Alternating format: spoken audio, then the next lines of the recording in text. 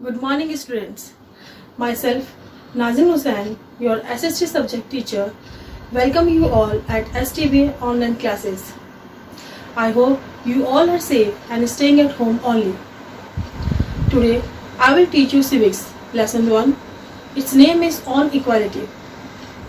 Students, you all know that India is a democratic country. And in the last class, you have already learned about the key elements of democracy.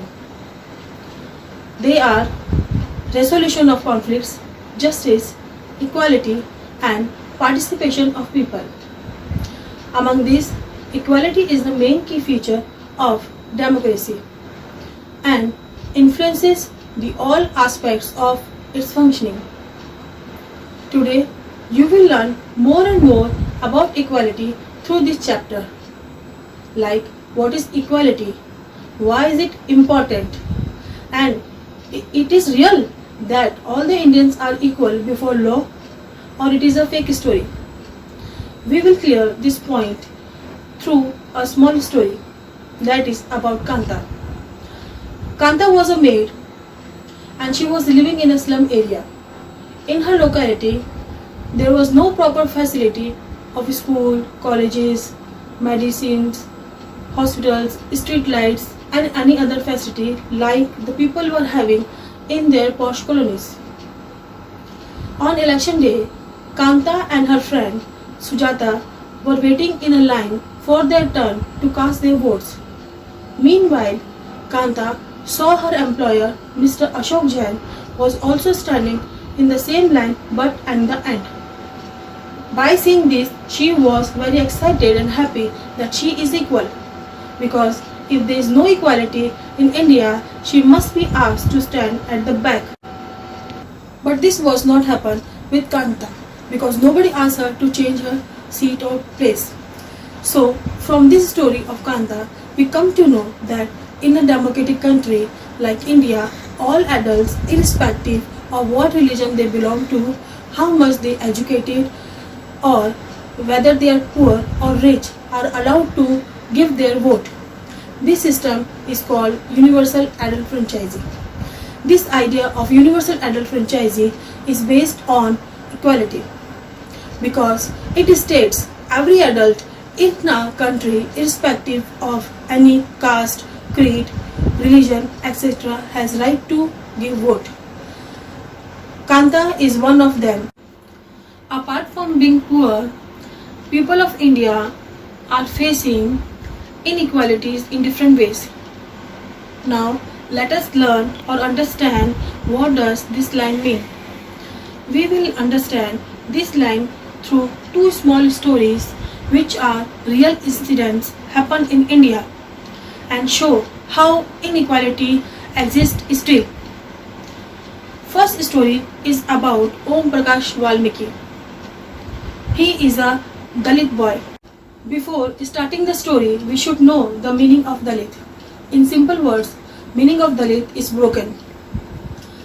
In his autobiography, Om Prakash Valmiki writes that in his childhood, when he was studying in the school, he was not allowed to sit with the other students.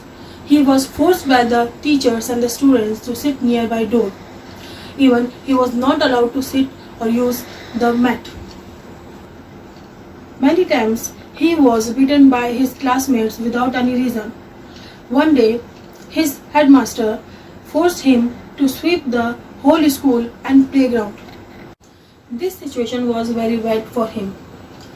Dust was everywhere, on his clothes, on his body, and even in his mouth. The other students of his class were doing study. The principal was sitting in his room and watching him doing this work. He was not allowed to drink a glass of water even. For next couple of days, Om Prakash was doing this work only. This work came to an end when his father was happened to be passing by. He saw his son sweeping the playground. That time he scolded the teachers as well as the principal and took away his child with him. The second story is based on an incident that took place in larger city of India. This story is about Mr. and Mrs. Ansari. They were looking for a house on rent. For this work, they went to a property dealer. Property dealer said them that he is having some good apartments for rent.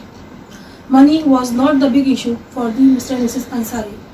So they started to looking out the new apartments with property dealer. On very first day, they went on a new building, and when they entered into the apartment, they liked it very much and they wanted to hire it on rent. But after knowing the name of Mr. and Mrs. Ansari, the landlady made an excuse that she is not ready to give them house on rent because they belong to such a community that likes to eat meat. By hearing this excuse, property dealer as well as Mr. and Mrs. Ansari got shocked because same time they were smelling the cooking of fish. After this, same excuses were given by the second and third apartment's owners. Finally, property dealer asked Mr. and Mrs. Ansari to change their name as Mr. and Mrs. Kumar. The Ansaris denied to do that. At the end, it took for them a whole month to search. From both stories, we come to know that discrimination regarding caste and religion still survives in India. And if you want to remove it, then you have to change your style of thinking and perceptions. That for next couple of days, Om Prakash was doing this work only. This work came to an end when his father was happened to be passing by. He saw his son sweeping the playground. That time he scolded the teachers as well as the principal and took away his child with him. The second story is based on an incident that took place in larger city of India. This story is about Mr. and Mrs. Ansari. They were looking for a house on rent. For this work, they went to a property dealer. Property dealer said them that he is having some good apartments for rent. Money was not the big issue for the Mr. and Mrs. Ansari. So they started to looking out the new apartments with property dealer. On very first day, they went on a new building, and when they entered into the apartment, they liked it very much and they wanted to hire it on rent. But after knowing the name of Mr. and Mrs. Ansari, the landlady made an excuse that she is not ready to give them house on rent because they belong to such a community that likes to eat meat. By hearing this excuse, property dealer as well as Mr. and Mrs. Ansari got shocked because same time they were smelling the cooking of fish. After this, same excuses were given by the second and third apartment's owners. Finally, property dealer asked Mr. and Mrs. Ansari to change their name as Mr. and Mrs. Kumar. The Ansaris denied to do that. At the end, it took for them a whole month to search. From both stories, we come to know that discrimination regarding caste and religion still survives in India. And if you want to remove it, then you have to change your style of thinking and perceptions.